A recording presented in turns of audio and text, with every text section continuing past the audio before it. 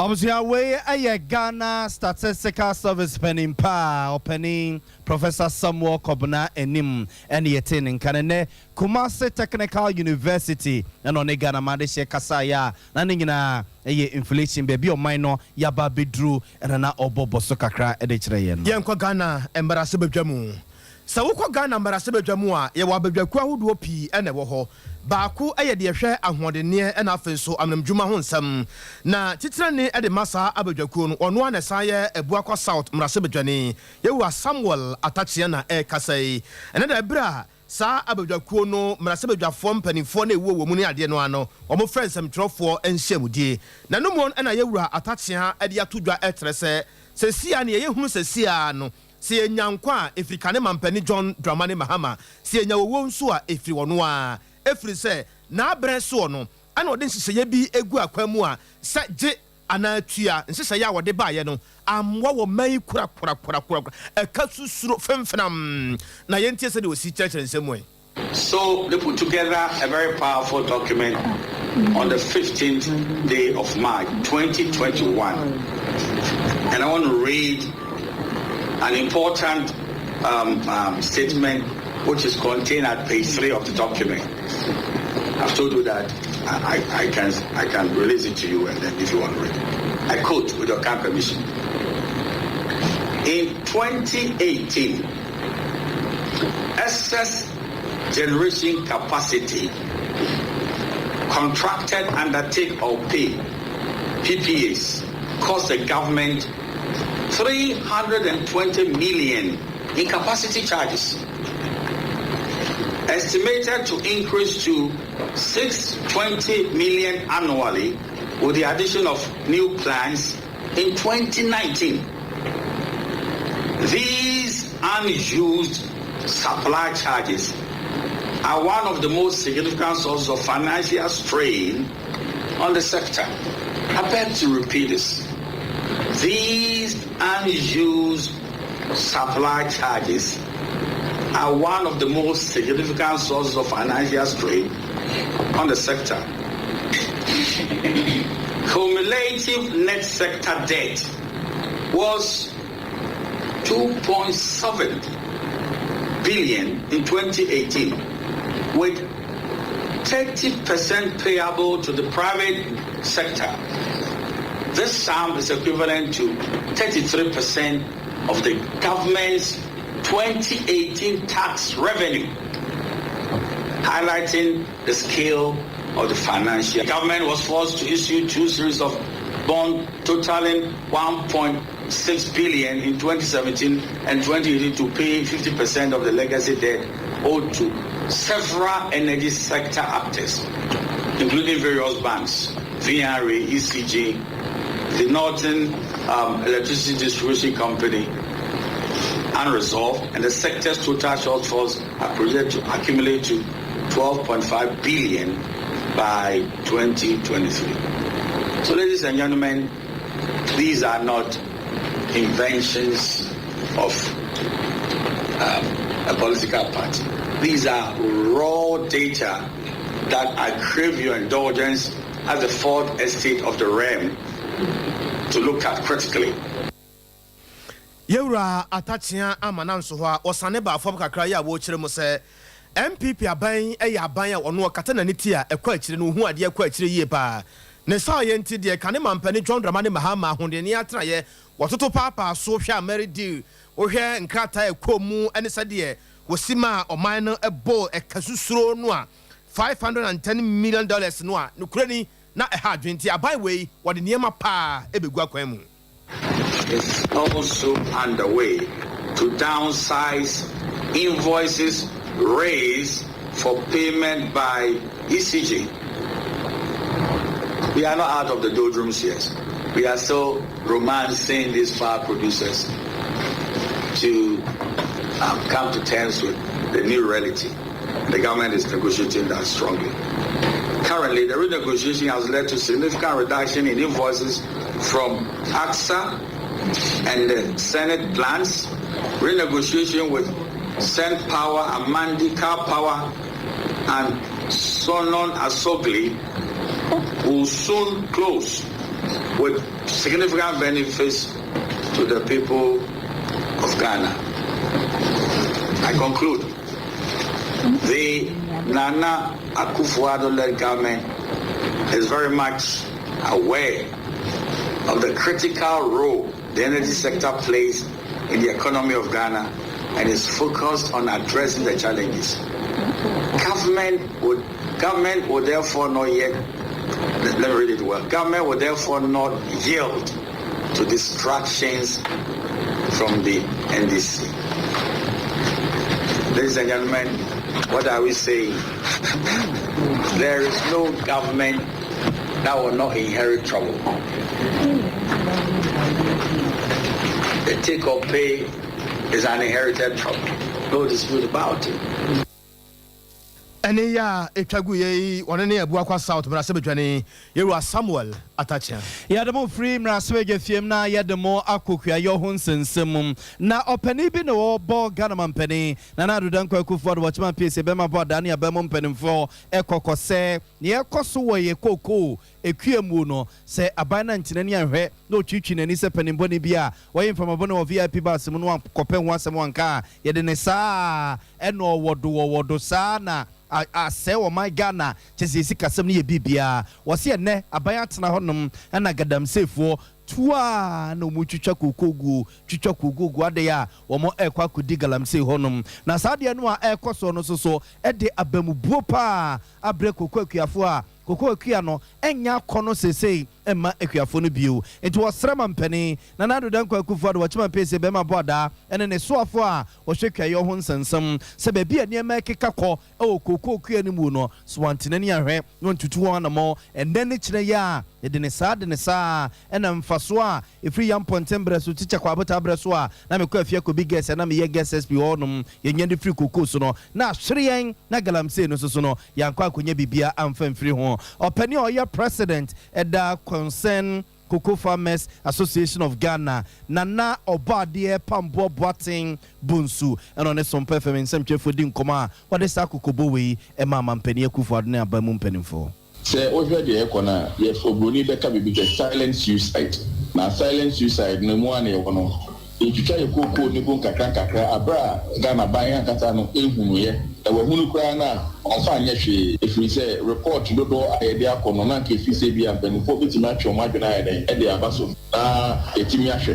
A one among my enemy now, so Mino can say, Omutimi, and one share. Sisi amuno ka say ukọ Christian money valley ho no mosaida ukọ ho no money na no enche so tuna oda so na ka say twani na egbu no ko ebi twani na egbu you say if you afford do na no any interest beam some be dua koko because koko na one done for 40 years 30 years no mfa so dey bia wonya was scholarship scheme ya wonya bi and say buy pension scheme you dey buy na if you say no so ba be boa say dey buy ya if you afford be no plan na ba ko ye nwonwan enti odua rubber obenya ska rubber no bra no so odua kra na say wonya entwa kra na rubber for no we scape on the mom nti no na ma pe afford do na hu say odi be bia koko pa de akodi bia rubber and so bia bi foforo no faso de no edos e chen say de obey adwuma ma ban a onya so faso bia na so ye de ye kan ne say Ghana koko e Ghana nti ti ho na mo ene akuafo ko hia e didi nkomo hwe kwan e be faso say de be ye o ntimi ntwa koko yin na so still no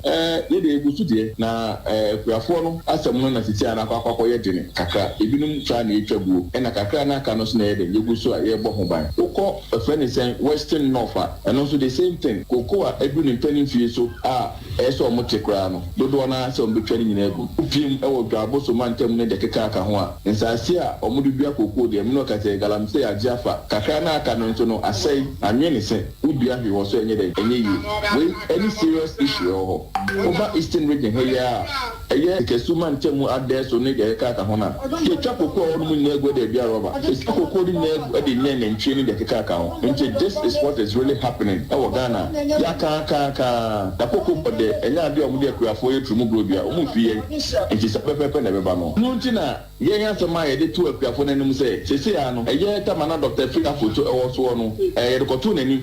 e manage pini e kra e me ka che ni se sanka be ya anka koko akuafo no ehia adan Inti yes to say and be a housing project for the cocoa farmers. Inti every farmer biano, cocoa farmer biano. Who get a house? I say they want a penny say snake flat here and go for my body to me. That perfectly cocoa flat and no so no okay any with him. Usika etina kakra and one I had ye the bed ye the amount with dime. Into better the map of opposite ama who be Ukraine still an idea what your amount to be about the so say you man now you know here the at the sum of mine. But I can't prove you Puffy and Twata and Dr. Peter Botufiwa and the opera to my case and say Anthony Swaba. I was for way Nana or Badia Pambo Boatin Bunsua, where President Eda Concern Cocoa Farmers Association of Ghana, no na watching in Simokakra a day at Rayan. Yanko and Kramantam no Emway. Then a Forestry Commission at Raya and Pempino Yana and Penny4 eta Eshana Udin Simokakra, boardroom Horne Yasam Ketone, why a see pa. Ghana ye free Jumadia be a sending an ayese, ye dria in Ria. Nanam soma o mining nyina aye green nanam soma mframa ye homie no aboa ya pomodren eho ena wodoma nkomaja pade a wode amayen yenso afo abede ye no kro ya ena san ye atwoma nwabia jaba to pesua no so mra se bedwani ewura benito owusubio wode nsam kakra atudwa opani no asem wode atudwa nyina no eye tietia o kire se sade galamse esi ase japade ahodo e Ghana hase no hadwen na sika aban no behia pansa na wasade akata saa amana galamse su ene emban ye de ase saa ase nyina no enya de keto akora intensam tiase ene opese ye de Ghana ye eda no ye de kabo mu se sika ye behia e de aye reclamation e Ghana ha no the body in Cherewa, one way out with $3 for them. So what you say? Yes, we account billions of dollars. And you hear me the reclamation. Oh, and until the year near pilots. So World Bank, one no amount donor support. Say, do I bet with the IS Juman. And until you may know, you more your pilot. That selected 5 a year forest reserves. I dear yes. No dear. Yes, shall see a reclamation. The bar, everybody fremo near Nemoko. Nemoko here, Juma, no forest reserves. Yasha see your forest reserves because a whole year you would GDA say, you bet me up home by near preventing of war. Said the bear woman sound for 1 outside reserves, no, you're near for any district assembly, Kasa. Said the Bay landscape restoration project, and also so you did now. The Bay community involvement and so on. What yes, idea. That's how we almost have to be man. Na owie kwa na wotre se mantam no makomako nan bi wo ho no mo a enam se wiemu nsachira no nsada ennim wa wo munti no se enuadu adwumade ne kase de kɔ ho no mo ahwe ya ye bɛbɔ ka ade agu na efiri bra ye hyase no bɛka sa bra obunkonta kyerɛ samtwerɛfo de yadua ne baabi a ye de ani akyerɛ the course na efiri na no fiada no ebepem eye ene na ebetimi asiebo aka se eye 10 million na ya disi ya ni so no ayire ya ho etimi ache enuaba no 11.5 million epem besi eye na no pay etimi ache 11.5 million na sa 11.5 million yi dia ya wonu ni say there were 4 regions bi ebi to say northeast northern region savannah and upper east sa 4 regions yi dia omo no we kakra bi na omo eche yeso omo beduadua no as omo dia showcase omo de ba kire no a dia ka no omo no entimi anye omo ma ya so te sada na ifiada na omo ma ya so te yese omo de omo problem ma no omo wona se be na otimi ensani na ensuo ntoye entina fomo na edin enti omo de ne de ya ka ti omo se omo ntu omo bo ma omo nche na obi akodua ama na ewu enunti se ni na wo district office ani ya etwagu ye ewura Benito owusubio I was a fire and call man so ye gusu de mu okwaye mu na yene openi Christian Techijan enkudi nkomo oyobi a wabene pa e sikasɛm ene no ntutue mu na mrasebe dwani o mrasebe dwafie ma dehia wo mo damagwa batom pesu asodrobo Samuel Abdullah Jinapa wasaso yeso afo hwe maye yensa sinema dodode ho nsensem so na woti ansɛmtwefo na so sɛ yɛse yɛ wadade bi e frɛ ne sɛ lithium ya atwede amponyankrom pa ya dom ama yensa aka bi wo maye mu a yɛse ofa mfimfi mantam Cape Coast wa ede kofa flower mantam voter region wa yɛse ta hɔ sɛ kɔ nyasɛm ketwa na no na wo kyerɛ sɛ sɛ ne yɛ koko ene eye gold wa yɛsesa de kɔma abrɔfo no ɛma abrɔfo no na ne yɛsa kyerɛ mu ɛsa bɛtɔn na bɔde de ma yɛ no sese yɛ nyene saa yɛba ne de aba be di dwuma bɛboa ɔmayi na ne yɛ kɔ ama so ne ɔpɛne Christian Techijan na de nkɔma busa sɛ na Ghana yɛbɛnya hu sika ɛna saa lithium dade no a ebusuafo ma menkenkan kyerɛ mo ɛne ma yɛsi yɛtimi de yɛ ɛwɔ asase so ne man de ɛdɔso pa yɛse sɛ no na laptop no ɔmo yusu no ne battery no yɛse ɔmo de yɛ phones yɛ kurakura yɛ bebrebe battery ɛno ɔmo de yɛ yɛse adu prekura no sɛ ne mfin baabi saa dade no ɛno na ɔmo de yɛ nti we de yɛ nya de yɛhwɛ so yɛ bɛboa yɛn ne yɛbɛtimi ayɛ ɔpɛne Christian Techijan yɛ mo adwo Yo semenia. Majima di sɛ ho yɛ. Nyame ade me ho yɛ pa. Da erade asen kɔma yɛ die ɛyɛ yɛnso afo a ɔhɔ yɛn sa sinema dodode ho nsensem Samuel Abdullah Jinapa nsɛm ɔde ato yɛn nim sɛ nyame ayɛ adom yɛnya lithium ɛwɔ Cape Coast ɛde kɔ ɛyɛ ɛyi Flamantam voter region promo no mo a sese Ghana yɛn sesa no raw ɛnkɔma abrɔfo no yɛsoso yɛde ba bedi dwuma bɛbɔ ɛne yɛbusa sɛ Ghana yɛbɛnya sika ama di yɛtimi ayɛ ne yie ameso aba mfaso amoma yi yɛ osika da hɔ no mo a yɛbɛtimi lithium yi yɛde adi dwuma ma ayɛ yie yo me da se bebre mi a metia na etiefo nyina anyiwe yɛhwɛ Ghana man dia yɛbɛka sɛ ba natural resources there including minerals a ade anyankopɔn de adom yɛ pa yɛ gold diamond bauxite wɔ man mu samre na yɛsɛ sɛ yɛ nananom bi mu kra wɔ hɔ a ne nya anwo mu didima na 2007 so yɛba benya oil yɛgusu yɛ new discoveries anyame ayɛ adoma sisi yɛtumi nya lithium wodi kan kyerɛkyerɛ nneɛma a yɛde lithium yi bi yɛ and it's of very high economic value. However, wokasa wo export in the raw states any say on be processed and normally by finished good. I'm not sure say you were enough technology and now say and resources need enough say I'm you know you beat me a year into laptop batteries and some parts of aeroplane and even ordinary batteries cry some of them the high value ones no or an aspect of lithium it means there was resources no and I say modern say between a day humanity. However, there is another venture a lot of countries do explore. Normally, they will need technology or between the ISR process and now we go into agreement with more technology and resources no. In some of the normal processing or more processing we are now for your chain for swipe banner. I'm very much concerned with this because now we are na share these items. Ghana yetina surpassed South Africa as the largest exporter of goods or Africa. Yeshema be more to say South Africa cry they get about 70% of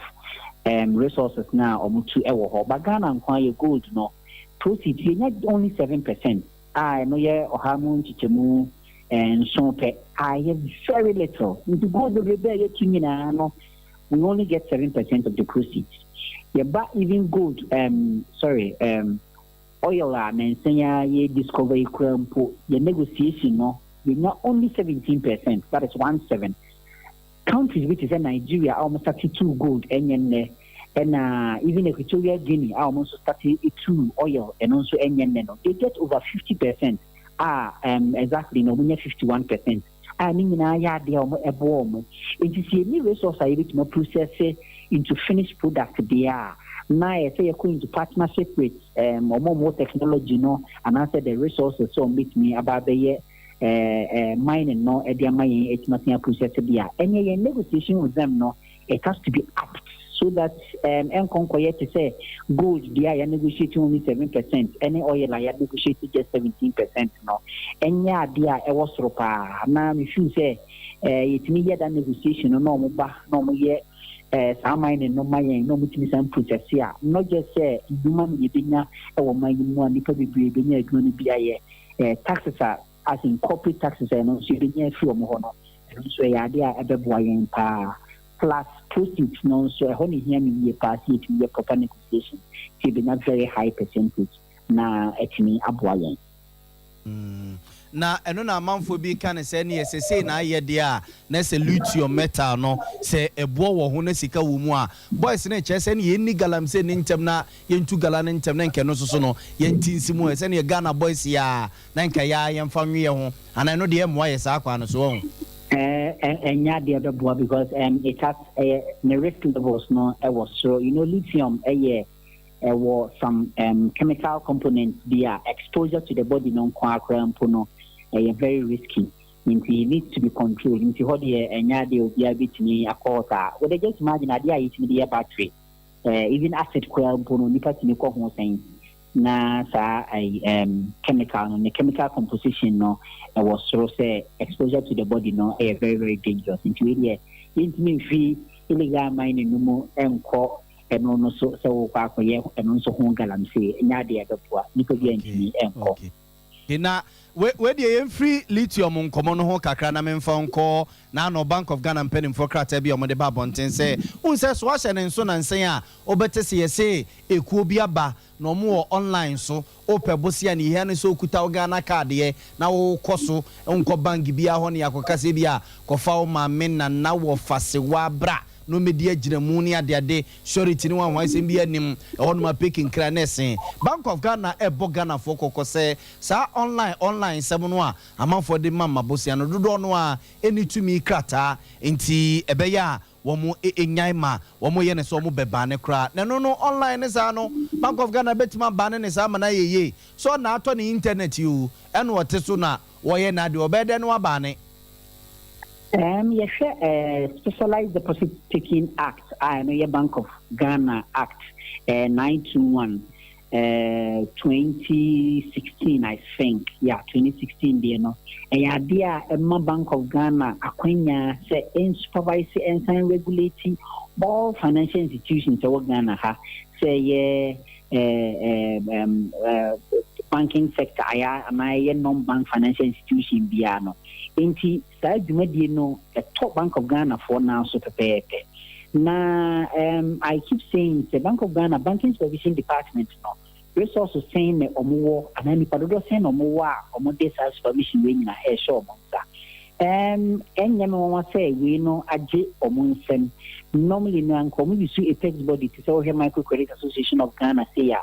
idea omo apex body that is association no mum and a year regulation no and I say omo Bank of Ghana ehwe omo members no say near Bank of Ghana so omo nye no e no prepare pena omo ye we know fortunately for us no enya dia omo gigi deposit intermediate deposit losses PRMM however so far as unyanje license senior institution bia wo be financial sector adwuma na unya license from Bank of Ghana no unyanko J license it means it is an illegality and it should not be condoned. And though among the deposit now among now more full loans, it means more risk assets no it's rather out there. Mr. Bank of Ghana for no more a better say be more why maybe more license no nanso be I expire I feel no mugusua or more year renewal in for 1 or 2 minutes no or going to renew license no and from more months no more shakwan bit my facilitated be more of course there will be those in so or need license cry or money I think they should crack the whip on them so that it will serve as deterrent for others or monso be pete on the baby be. If you say it needs regulation so far as the financial sector is concerned, see a personality or a financial sector Nadia, the home being say Bank of Ghana a bit me among home so that regulation no. Where the Dasepana when it's a Bank of Ghana for yenes or man yen ya and Zanko Fanam 1 asamu mabiu emanen kwese ebi musika kwa kudi dim ama ɛno so kwa kofa asɛm foforɔ de aba na we know a different kakra send in America no there will not be any deposit losses because they are not taking deposits from the public omumum na said you yemfa ne say omudi omusika ema amanfo loan into omumum na omo risk asset ewo the populace no eho into enya de be problem say bia omugu omu a amanfo beka say yensika wo debi omumum na omusika ewo abonti emfa say businessman bi so no no so di sika akwa share adwuma no mu bia ono so he meant well bia no pese omua bi mu no omo so enya bosia kakra emfa nye omodwuma nti ye no so ka say bia wo kom na ho na no o crack the shape no closing it down on also the investment away no ade a ebitini akwa hye anase ebe kokwa nti so no mo tena ase no mo hwe kwan a mo befa so abo mo no be license so mo na be regularize o mo nyema any of activities na if you say ade a ebe bo economy no na obi a ho to no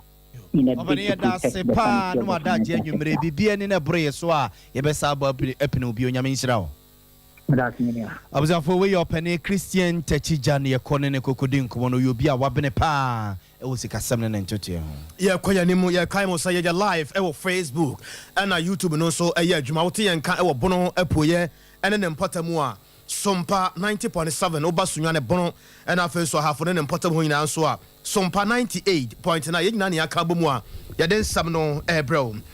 ye maame Mavis hawakumsin ene ye eja osoafo o maimu a wo hwe ensuomnam na afenso so ne ho kekaye ho na okopie mu e wo Cote d'Ivoire ema wane ho nso soafo wo hwe emwayen na afenso ensuomnam ahonsam so ne din ene wona bo Siditori na Siditori na de tudwa na wo kire se maame no ba wo ba ye no ebebo wo mu yie pa ye won hyehyɛ bi e wo maimu se ebra no se bra kɔ nanim kakra ya na yetimi ekase wo bia enkopo so enkoyi nam na timi aboa ama emoa no omatumi anyinyini emoa no ebi kura no obi firi baabi na eba no wabeba ha na waba behwane bebre na aye kama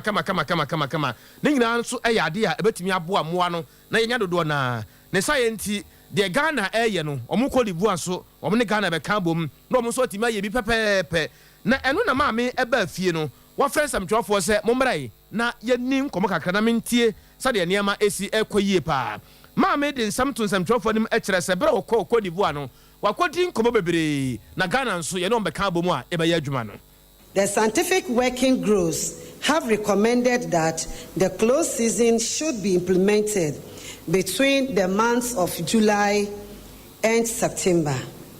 which coincides with the spawning period of the fish stocks. It ensures that the fish spawns at least once in its lifetime before caught by the fishers. In the past 2 years, the close season has been implemented between July and August. The close fishing season has always been implemented through strong stakeholders' engagements with leaders of fisheries associations, fishers, academia, and CSOs. This year, we met the leadership of all the fisheries associations, academia, and CSOs on the 13th of April 2023 at the CLOSAC Hall to discuss the outcome of the 2022 close season. After thorough and frank discussions of the reports and how to better implement future close seasons, the 2023 close season was announced as follows. Canoe and inshore fishers will observe the close season from the 1st of July to 31st of July 2023. Industrial trawlers will also observe the close season from 1st July to 31st of August 2023. Let me also put on record that the tuna fleets also observe their close season 3 months in every year. Mitigate the impact of the closed fishing season on fishers and processors. The ministry, during the 2022 close season, distributed 20,000 bags of rice and 8,333 cartons of oil. Yamame Mavis hawakumsin ana yetenenken. Abusia ye kwa so ne anu opani Samson na day akwa kodin komo oko chimba of Petroleum Consumers here, where your research fellow and to tell about some performance and so don't forget the more if we be a next week econo petro bo ebesa so apegani mu bio kakra yebisa said the assembly si na nkenim so my Ghana yesi na gina brania on dollar ne euro ne pounds ne ntoka no na nka ekuyi na the assembly ko ba ya amasisi petro bo no yesa so ebehu ntumu kakra yi yenkone ne opani ne nkodi nkomo na onya nchemu kakra mfama ye opani ade ye mo adwo Bejo so medisa ho ye na ho ya na mo so so Eradi adom yeso so ye ho ye pa na nkomo na akwa akoye se eja na ne ye kwa akote se ebia mo ka ne se mo next pricing window no na ebia ko hu se petrol ene diesel bo epeja ne mu nemum enframajawe sabo gas de ye yusu no de ebegina ba bia ejina no a ebisa se de asem na esi e de na amana basa ye be hu se bia free next week ko petrol ene diesel bo ese light kakra ba betuto so yi yo ma mention o tie for nyum no credit you heard him say the second pricing window for the month of June starting at Canada is 15th, but normally no be 1 day 2 days we were talking from there Friday Saturday na obehu say okoto petrol ni diesel o station no na bia ebo no asakra na you heard him say petrol any diesel ebo no betma pagya dem mu 2 to 5%, and depending on the OMCs and asset filling station na obeto fuel no the price increment no be 2 to 5%, but LPG gas dey say ebo no be gina be gina na ebo no enkosoro na say obusa say na dey na kofa we nyina ba ye no o hwa on the international market no petrol ni diesel ebo no ba fam kakra bi na emu sera nyedru but you see the no so ahoɔden so aba fam against American dollar no you see the over the last 2 weeks no at ahoɔden atimi aba fam eno na ama importers no and so more from say BDC no mkoka ekofa fa ngona ba na see the no ahoɔden ko fam na ama omoboka bebre nti eno na ma ye hwɛ no say 2 to 5% increment beba, but for LPG there adwaman so ebo no so ete be 5% eno no betima boa ma ebo no so ate wa hase na eno na manfo bebusa se yate saban de nhihie pigu akwam gold for oil ene sa ne manema no nti ma anye bibia ana yeah for gold for oil no say the bia menamo kasa make say any impact fuel prices no so hase because o sha say the yedema BDCs no that's the export price no omo de no kra so kakra bi chen we nti gold for oil no if you say buy ni say nya impact bia enam say ntimi nya impact na say say ne munya dru na etimi aboa amafa anwobo akofom nti say dwaman so bo no kosoro ana say sidi na hoɔden so esesa na ama ebo no so asesa nti saa hoɔden nyuma mienu we the city depreciation na international market price no eba na say epejanum kakra bi a na say section ho bi a na gold for oil no bo say ntimi emboa ema fuel emba from say enim senka ebetima ye na impact na ye ka say de ba ne de so far na hu impact bi a na yen ya wayere no a yenya ye no ye ya wayere no a nyankopon ya doma yenya ye no nti ye de nso nya ana se ye de no enye papa ne ye nyusu ya de senke mfa dollar nkwawe ye oil no papa in Nigeria for the no ifa ngo no ye wo de papa ne friend say emu ne ye mre light na esa sweet ye de ne light and sweet crude o share the API index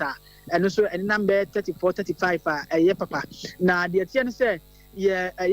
two fan no weapon ase and no ye nya petrol ni diesel no ye crude I just say na ne e wo refinery and say na it menya petrol ye nya diesel ye nya naphthalene ye aviation fuel kerosene any the wo mu e ka ho but ayetema oil refinery ye be na ne ye fan no ye nyina gitum say influence ya confiance no ya say nti just ye maso de kwa no ne na yakona ne na yato na the good shape media ba shape ne de ko e de akona ne ye ba di eska eno no ye di cedis ye di in dollars ye ba bi akona ne so ye ba di eska in dollars ye wi a ya sato in dollars ya ba nti dollar no kosoro na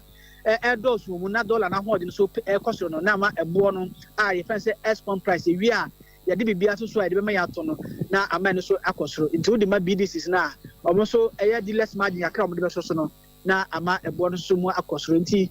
si etimi matema oil refinery ye adwuma na yetimi na ne ye fan wo na yetu no eye Cape 3 point ne eye Western region na eno betima aboa ama eye fan wo no bo na ba form nti se de de be kan setem oil refinery ni de aban ne hwema na nko ho na yentimi ma ne nya adwuma bio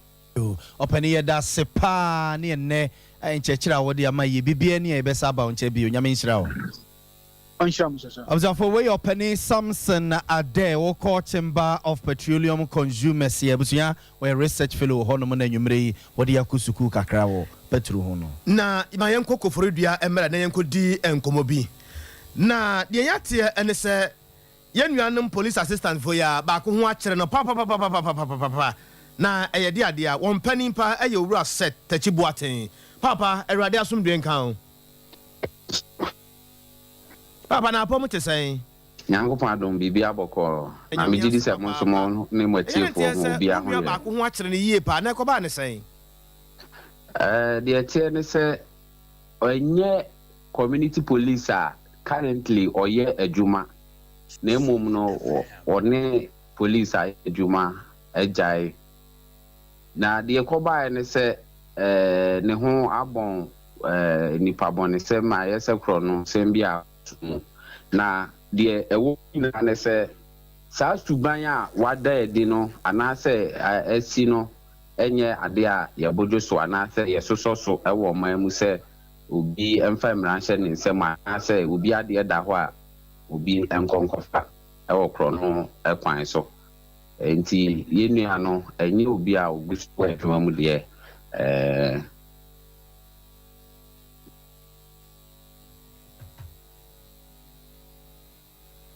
Mura otimenka Meto nkapa wararo ma enya ne ntie se yesi wakɔwia bibi na boys na kyere no abo no ede na ball light pole bi mu ni ade ɛhɔ no te sɛn saa na tie police for na ɔmo eco rescue no anu ɔmo timi ɔmo no ɔmo identify sɛ ɔyɛ community police ni a ɔne ɔmo ayɛ adwuma pɛn aha sɛn ni din ankasa ni Theophilus minim no na edie na be ma na betu saa na mo no ana eto ne asema esese de Ghana ma ase no ba se ya ana se obi hu ka bibi se na se ye be hwehwe asem no ase eni nyinti ba entan le pass we bisa sa asem we say no kre community police ma ejipo o ma we say mu no kwasem say police for eche kromfo a say obetro independent obetro na asem community police ni neti wa so dance for say eba say asem court na say unipa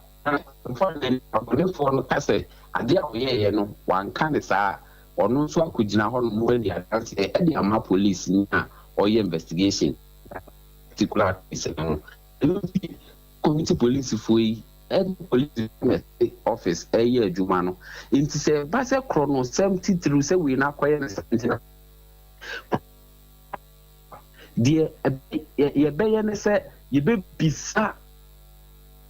onipa no die kon ofa so any investigation na oni community police ni no investigator no community police ni ebeko abontin pia ye bibia wo case ne ho enti se community police fo etimi hu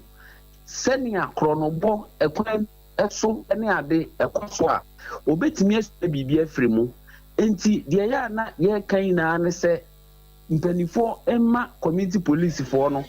first no beginning na ye take fingerprints ne ade edu beginning level of training na community police fo kon aban ba ye ne send your mofa no I say emu ahode na bafom kakra nti e be stress omu mpe mu send ye be ya omu betini ayo take your fingerprint security reasons no ayi owura ayi saban mpeja mu anu ntese kobokro no what dey make na say enu na make nti ya hwe ni sei aha enye nti say cables ni bi na nko kwa akowia na boys ne de sa cables na bi akyekyere no abo light pole mu ni ade o mabro na chinyina ne ni trimu nyina papa ya yede na mantam edua no ho saa na asam ne tie saa na tie na ye wono nko a anasesen me pa enu de Sompa Sompa FM. And to see our way, to see our way. 12 floors away. Oh, police is The condition it is saying.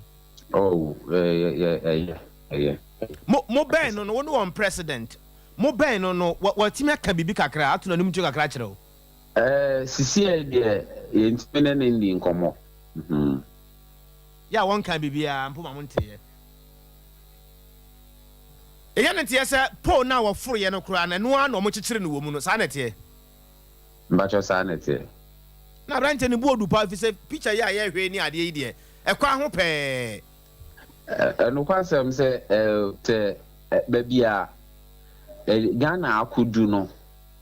Ahotre ene ade entimabu no obie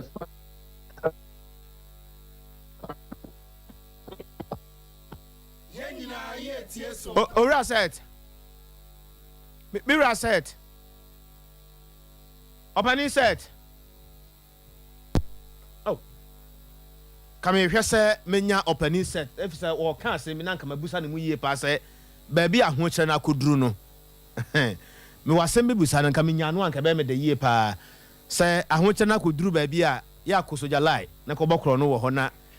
abanya wo sa ahokyere no wo ho nti wonya wo bokọ ne ko ba bi no ntese ko bokro no da bi me pese me tin nsem bi ase wo ha yie panti mira sa to te benka me te onka pa wo se ahokyere na koduru he me se senia omanimu ene ahokyere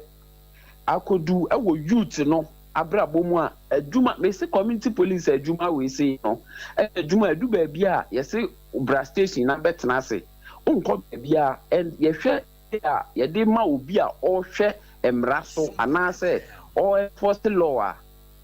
a community police for no anokwasem se ahomet ana enidaso bianso eni ho akotire we se mu eni enidaso bi ho nom eni sika yede ma youth no ya ade a se obi ensuro nyame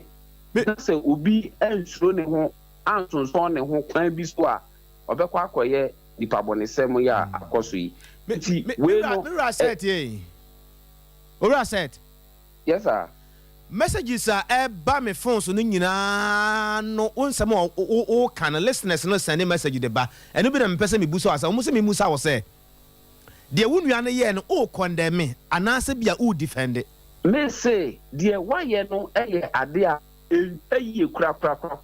nanso eno kwasem se obi ani ho a menua me mo kase ye wo no eba asase so na okuta etuo ana okuta sekan se ode kokko no boda ye nyina ye be fa no wa asase so enu ntinia ma bi epipia nipa ekosa oha nim enu na mehwe na meka ho asem se me enye se de wa ye ne ye enye da na me so se community police ni bia enkoye nsanfangu police ankasa animu ase ene community police adwumayefo ina animu ase aban no boso me bia no de wode mamo no eba ana wode moka ya ate akamu de kan eba nanso mantem senia aya ye hwehwe no untimi infende enkase date sei anase boso me nimu da sei ana aban community police for ka o ono mo abihu se upe aba calculations now here say ebi nka mu ya aban de moka de me patro da bi enti me fa ne say bosumi we ya ye kwakọ na wie ya ne say 30th no wo hwe a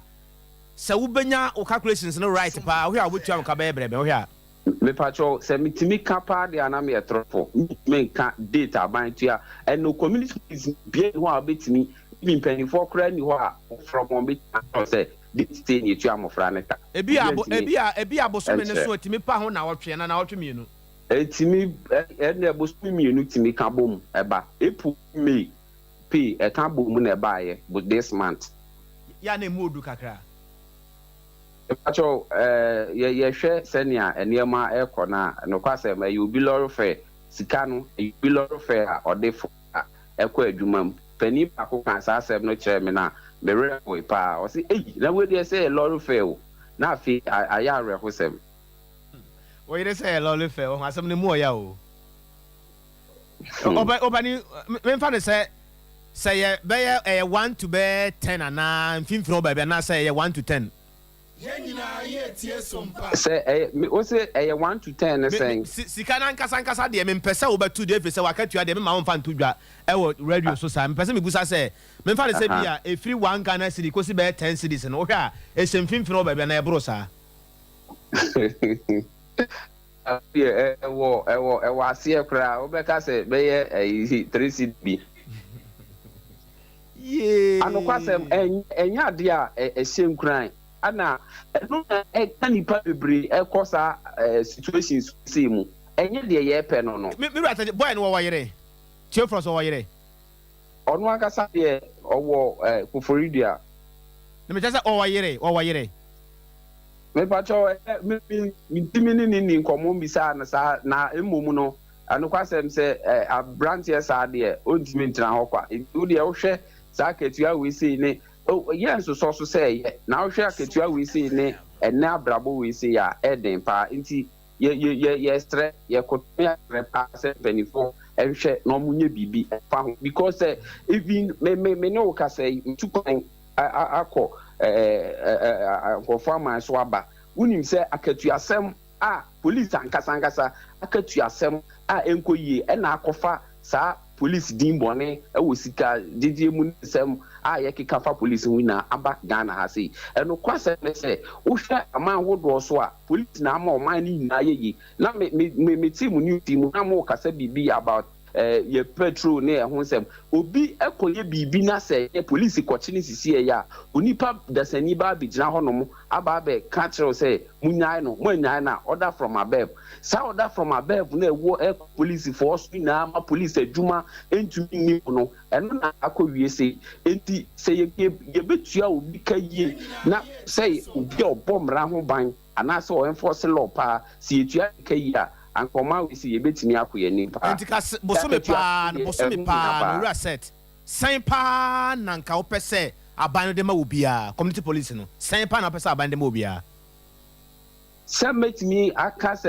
say na aban fema no kra de bintumi ntwasika kase bia na say but munya ne be san ya nanka mo pe at least say community police bia eje 1000 plus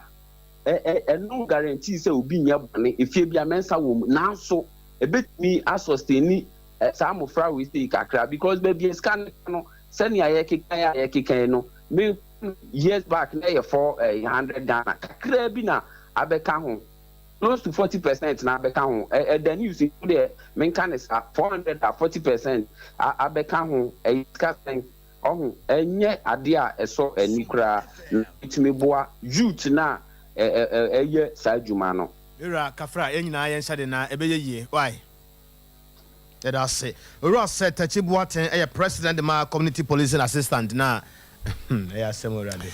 yeri asede ma 3A Herbal Center for womo and the 3A cool capsules sabedwaso busia kuku ahyese be hyese kra de amount say fifiri wani ase say fifiri eye woto be bia kuku afifiri wo bia opese wo hyese a abusia kuku aduru ho kukwedru hopa onya 3A cool capsules wa je ano se besi kuku na sisisi a friend doctor authority mpenfa jatum enye na ewudwaso odubani che colinakia obenya bi ato dani herbal misty herbal ne apedank ne drugstore ne pharmacy shops awudo nyina mu wo se wo pe 3A cool capsules 3A cool capsules ye kukwedru no emfa oyem tesa manfo de ne gentre pa oye fununum na osin for 0546107107 0546107107 na anyone more any enkomo African origin travels and sports tourism you say African Cup of Nations na baso under 23 de no mama no tua se Ghana mrante na ko gumuru ko abonten so a wo ye practice yakobo tournament no na busua wo so pese ukubia ne hia ene so ukuta 5000 Ghana cedis no aba register officer fishim o transportation so wom accommodation nyina wom ene o mo chese every June yi e de kosi July no connection bia ba betum o mo de amanfo eko Germany o mo de amanfo eko France o mo de amanfo eko Italy o mo de amanfo eko Spain o mo de amanfo eko UK Colombia ene Nicaragua nyina nti ebusua woni ji ho a ifiti June yi e de kusi July ya African origin travels and sports tourism e de amanfo e kwa bruchiri de ade na yende agise ye nyina ba June de ne nyina ne yekọ anye sa emfa it African origin travels and sports tourism abusia we e genuine Firi Kadochi we see utua 5,000 Ghana cedis ya no mo ejo visa de manwa peking crying utua usika no ajo passport no afodu pre na wo call baby ane o mo ni nkomo 0544 322 112 0544 322 112 and a 0544 34 7002 0544 34 7002 and a universal natural clinic semen control say don't pay no say buo say mututuo say mudwawo ahututu e de ahututu no e bito so na wa ya abembo e yaba watinia enyedura onko universal natural clinic ntina wo ye ne say dro ne honum no say bia sciatica nom wotu say udompe no emu omre wonante kura say udompe ne keka e de gogro sa dompe mo adwuma de ene ntini mfa nko ba bia say universal natural clinic na wosoba stroke ye expert wo ho a ye saw yade amwa sa si udada mu bio enya amanfo de wo saw stroke yade na nso ntimi nante ntimi nkasa selia wachia universal natural clinic sebra na ne ye betonchia e stroke home tatatwe ye bitutu ase edi amao ye watonsu esli ye pay ye be e ye bunsu mu hono ene ni nkomo 020 0158 272 020 0158 272 now na universal natural clinic for a bonkomo abuzia de kase ne AC ne mum info announcement kakra wi